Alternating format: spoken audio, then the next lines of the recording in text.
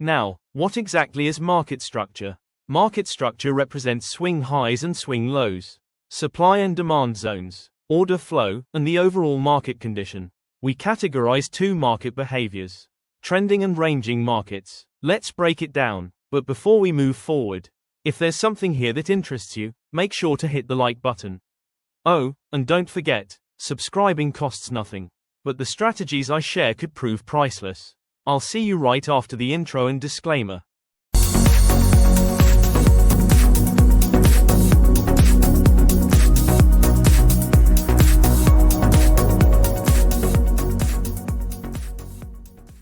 In an uptrend, as the name implies, the market moves upward by forming new higher highs and higher lows.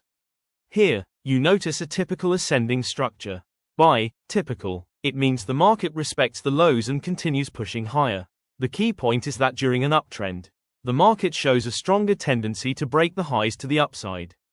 Although the market may not always appear this clean, this is the standard definition commonly observed. Even on a 1-minute chart, you'll see upward movement is built through higher highs and higher lows. So, as long as price keeps breaking structure levels to the upside, we remain in an uptrend.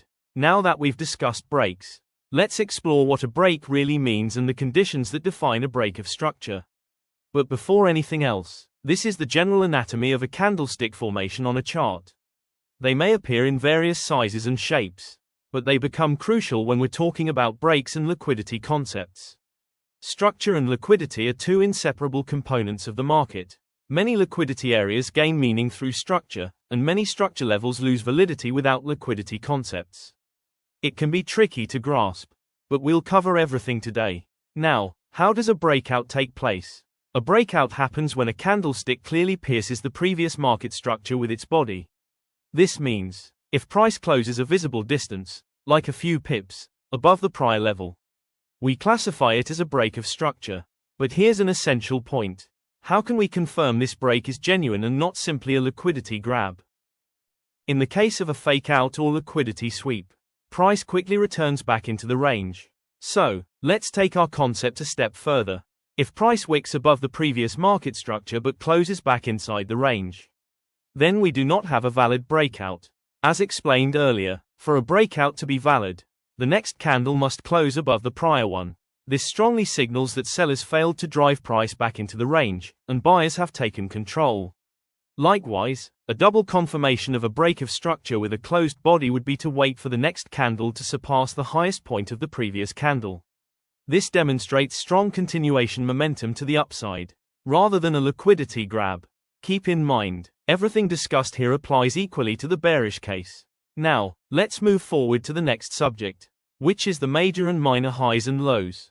When is a swing high or swing low considered strong, and when is it seen as weak? In an uptrend, strong lows are zones where break of structure moves begin. So, here we have the highest point price has recently touched. If this low manages to break structure levels to the upside, it becomes a major swing low.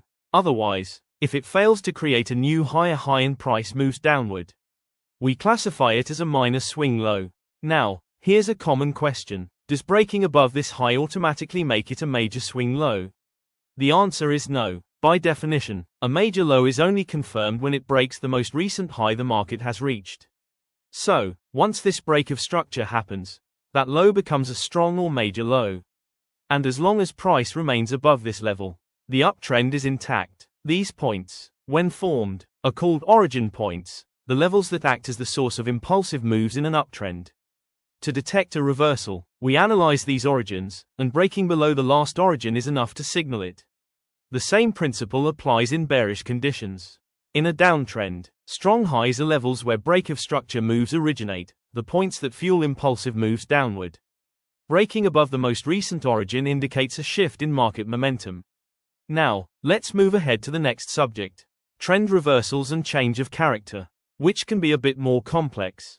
The next topic is reversals. We previously mentioned that the market has two behaviors: trending and ranging. At times, it can be difficult to determine the market's direction, or it may seem as though price is stuck within a box.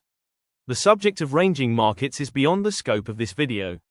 So let's concentrate on when an uptrend shifts into a downtrend, and vice versa. In other words, when should our overall bias be bullish or bearish? As explained earlier, the break of an origin signals a change of character.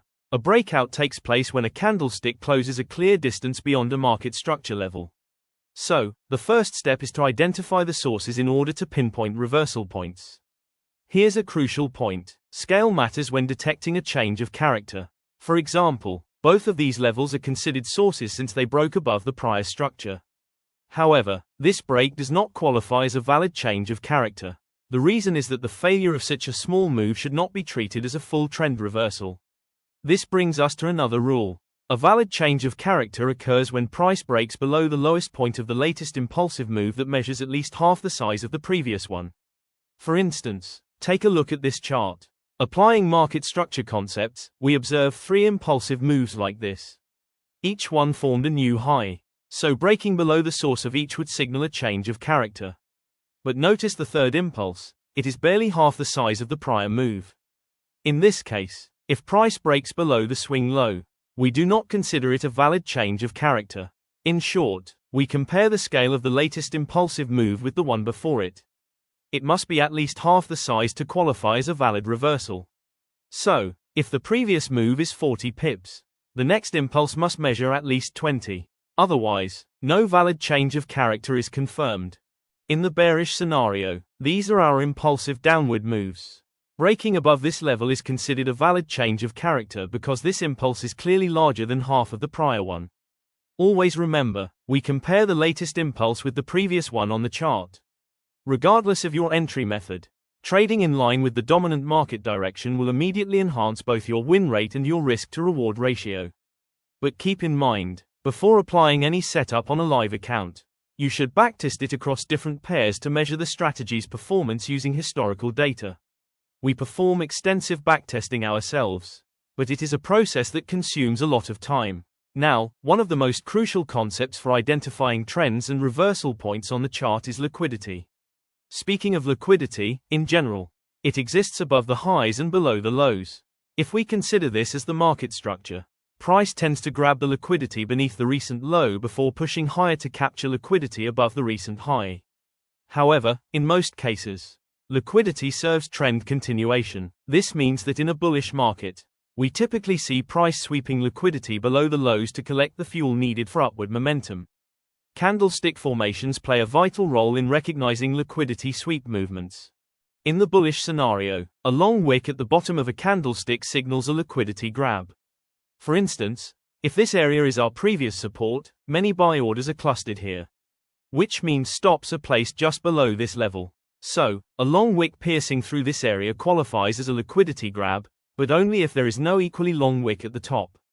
This serves as a strong indication that price may begin moving upward. It is not possible to define a strict mechanical rule for every case. But ideally, we want to see a wick push through the level and then quickly return. That wick should also be at least half the size of the candlestick body. We've already mentioned that a reversal requires a source to be broken, but here's a key point. When liquidity concepts are combined with market structure, a liquidity sweep above a higher high can also signal a potential reversal. For example, here we have a recent source that pushed the market structure upward.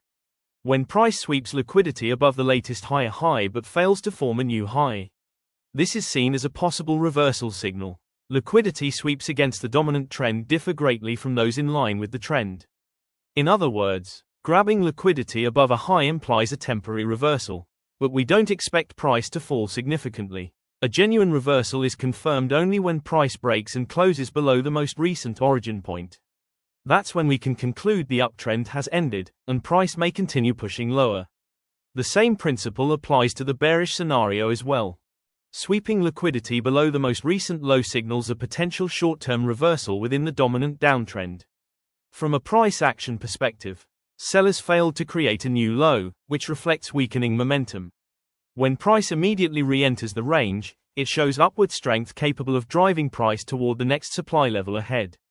If price then breaks above the origin point, the reversal is confirmed, and a change of character takes place. Here, on gold's 5-minute chart, market sentiment is bullish, with price consistently forming higher highs and higher lows. These equal lows serve as the origin of break of structure moves and hold significant liquidity. Therefore, a liquidity sweep pattern at this level signals a strong continuation to the upside. On the other hand, when a liquidity sweep pattern forms above the high, it signals that a temporary reversal is near. This reversal is later confirmed once price breaks below the latest source point that caused a break of structure. At that stage, we can expect price to shift direction and potentially continue pushing downward.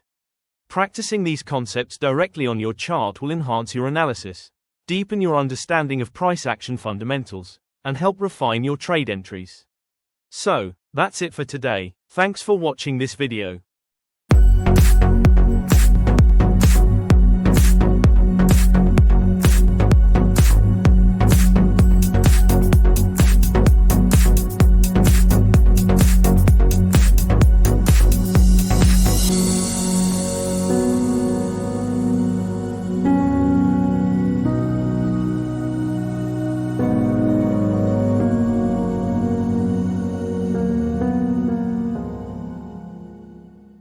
I hope you found value in this video. If you did, make sure to hit the like button to show your support. And if you're new here, consider subscribing to the channel. See you in the next episode.